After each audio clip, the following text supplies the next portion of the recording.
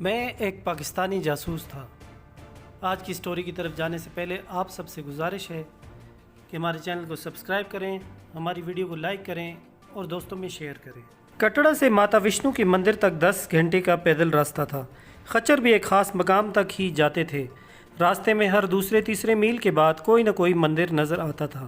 اس کے علاوہ 3-4 مقامات پر سرائیں بھی بنی ہوئی تھیں تاکہ ضعیف لوگ سستا کر یا آرام کرنے کے بعد آگے روانہ ہوں۔ اس کے علاوہ 5-6 مقامات ایسے بھی آتے تھے جہاں رک کر مختلف رسومات ادا کرنی پڑتی تھیں۔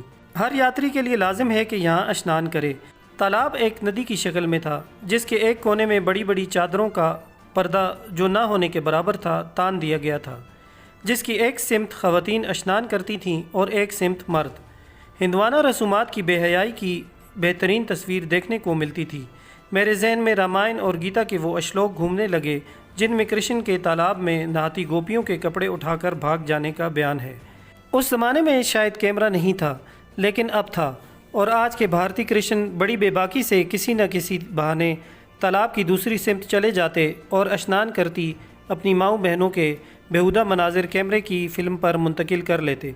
چند بوڑھوں کے علاوہ اور کسی کو میں نے اس کبھی حرکت پر ناک منہ چڑھاتے بھی نہیں دیکھا تھا۔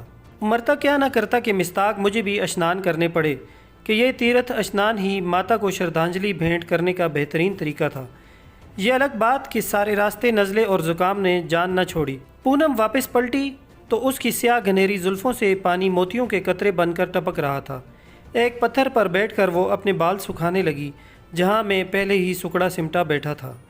دیوی درشن کی ابتدا ہی ٹھٹھرا دینے والی ہے، انتہا نہ جانے کیا ہوگی، میں نے کانپتے ہوئے کہا۔ انتہا کی فکر آپ نہ کیجیے، پونم کے فکرے میں چھپے اعتماد نے مجھے لرزا کر رکھ دیا۔ تالاب کے کنارے کھڑی گاؤں ماتاؤں کو آٹے کی ٹکیاں کھلا کر وہاں سے چھٹکارا حاصل کیا اور آگے چل دیے۔ کیونکہ پہاڑی راستے تھے اس لیے 2 گھنٹے کے سفر نے ہی سب کو تھکا دیا۔ دونوں بوڑھیوں کی حالت تو خاصی قابل رحم تھی۔ راستے میں دوسرے یاتریوں کی طرح ہم بھی مختلف مناظر کی تصویر کشی کر رہے تھے۔ دوربین کے ساتھ میں ماتا جی اور موسی جی کو خصوصاً دعوت نظارہ دے رہا تھا۔ وہ سب تو پہاڑوں کے دامن میں بسے چھوٹے سے شہر میں غرق تھے، جبکہ مجھے بڑی بے چینی سے اپنے مطلب کی شے کی تلاش تھی جو نظر آنے کا نام ہی نہیں لے رہی تھی۔ پہاڑی راستے پر جا بجا چھوٹے چھوٹے ہوٹل اور چائے کے کھوکھے بھی بنے نظر آ رہے تھے جہاں یاتری دم لے کر سستا کر آگے روانہ ہو جاتے تھے۔ سارا راستہ چہروں کے ایک جنگل سے پٹا پڑا تھا۔ بھانت بھانت کی بولیاں، نگر نگر کے لوگ، بوڑھے، جوان، بچے، نوجوان، خوبصورت کنیائیں، سبھی ایک دوسرے کے سنگ سنگ ایک سرشاری کی کیفیت میں ماتا وشنو کے جنکارے لگاتے، ایک دوسرے سے اٹکھیلیاں کرتے، آنکھیں لڑاتے چلے جا رہے تھے۔ راستے میں بھاٹڑوں کی نوجوان لڑکیاں تمام تر حشر سامانیوں کے ساتھ ہر آنے جانے والے کو دعوت گناہ بھی دیتی جا رہی تھیں۔ چلتے کارواں سے کوئی نوجوان رکتا، کسی لڑکی سے 2-4 فحش جملوں کا تبادلہ کرتا اور دونوں پہاڑی سلسلے میں کھو جاتے۔ اتنے پوتر استان پر بھی کمبخت باز نہیں آتے تھے۔ یہ تھا ان کا دھرم جس سے وہ انسانیت کی اصلاح کرنے چلے تھے۔ 2 گھنٹے کے مزید جان لیوا سفر کے بعد بالآخر ہم لوگ اتکواری مندر پہنچے۔ یہاں بھیڑیے کے بھٹ سے مشابہ ایک سوراخ سا بنا ہوا تھا جس میں سے گزر کر اندر موتی تک پہنچا جاتا ہے۔ یہاں ایک عجیب و غریب تماشا لگا تھا۔ کئی لوگ اس سوراخ کے نزدیک جاتے اور واپس پلٹ آتے۔ کہا جاتا تھا کہ جس کے من میں ذرا سی بے ایمانی ہو وہ اس سوراخ سے کبھی اندر داخل نہیں ہو سکتا۔ یہ روایت خاصی قدیم ہے۔ پونم سے پہلے میرا نمبر آتا تھا۔ میں خدا کو یاد کر کے کفر کدے میں گھس گیا اور اطمینان سے اندر دیوی درشن کر کے واپس آ گیا۔ باہر نکلنے کا راستہ خاصا کشادہ تھا، لیکن اندر رش ہونے کی وجہ سے گھٹن کا احساس ہو رہا تھا۔ میرا وشواس تجزیوں کا محتاج نہیں رہا پرکاش بابو، پونم نے تڑپ کر کہا۔ اس کے لہجے کی سنجیدگی مجھے بسا اوقات رلا دیتی تھی۔ میں یہ سوچ کر سہم جاتا تھا کہ اس خوبصورت المیے کا انجام آخر کیا ہوگا۔ موسی اور ماتا جی کی تھکاوٹ سے برا حال تھا۔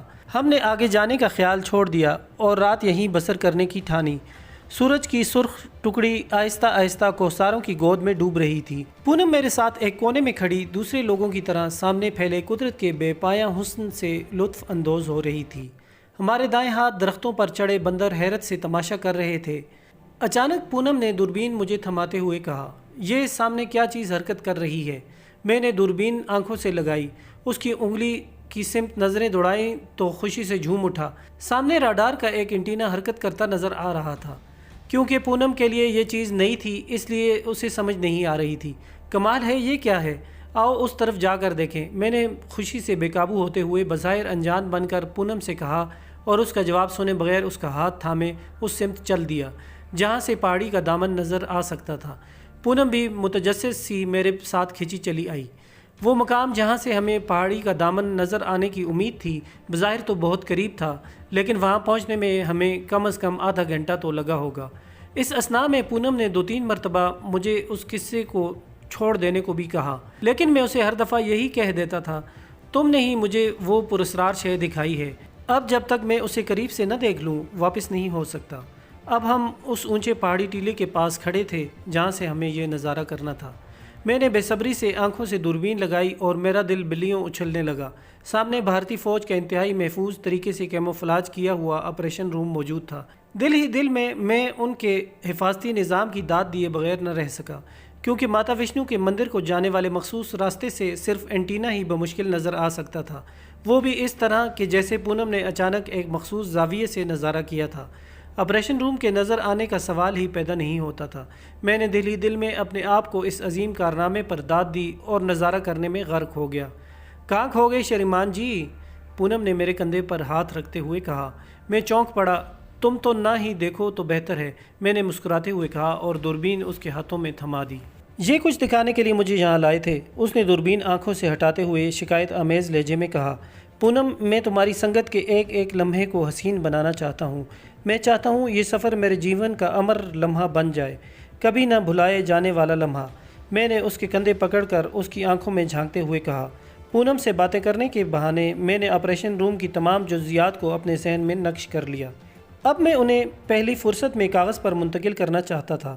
واپسی پر تنہائی میسر آ گئی اور دشمن کا زوم کاغذ کے پرزے کی شکل میں میری پتلون کی جیب میں منتقل ہو گیا۔